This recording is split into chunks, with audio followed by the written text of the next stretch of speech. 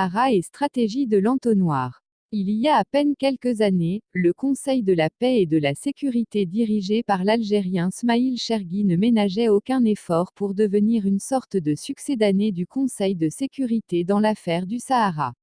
La machine de guerre contre le Maroc tournait sans relâche.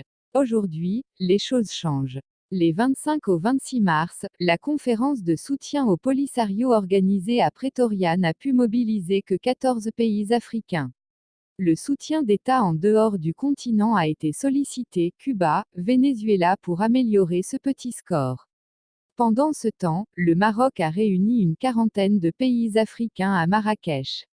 Si le Maroc est arrivé à renverser la situation, c'est parce qu'il a mis en place une excellente stratégie, en entonnoir, a commencé par mettre un terme à la politique de la chaise vide, et en créant dès 2002 une relation de confiance avec les autres pays de l'Afrique, en particulier dans le sud du Sahara.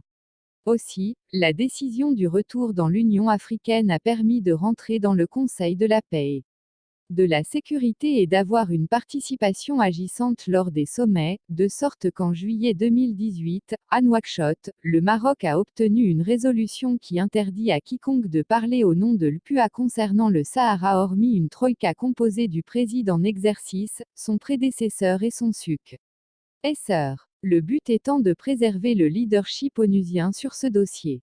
Aujourd'hui donc, le Maroc est serein.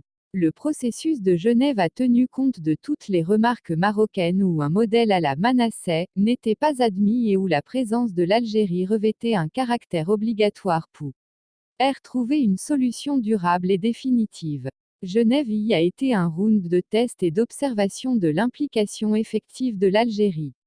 Le deuxième a permis de poser la question sur l'apport d'une intégration régionale et les paramètres de la négociation.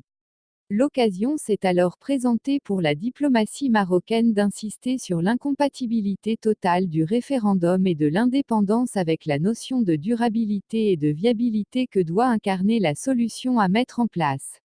Ayant obtenu cet avantage supplémentaire, le Maroc s'achemine vers un troisième Genève qui aura lieu dans quelques mois et où le cœur du sujet sera approché, maintenant que le référendum et l'indépendance sont écartés, que l'Algérie est de tous les rounds, le cœur du sujet est de se mettre d'accord sur un solution qui ne contredit pas la résolution 24 à 40 du Conseil de sécurité adoptée le 31 octobre 2018. C'est aussi de dire quelle partie a fait des pas vers le compromis, et laquelle campe sur ses positions.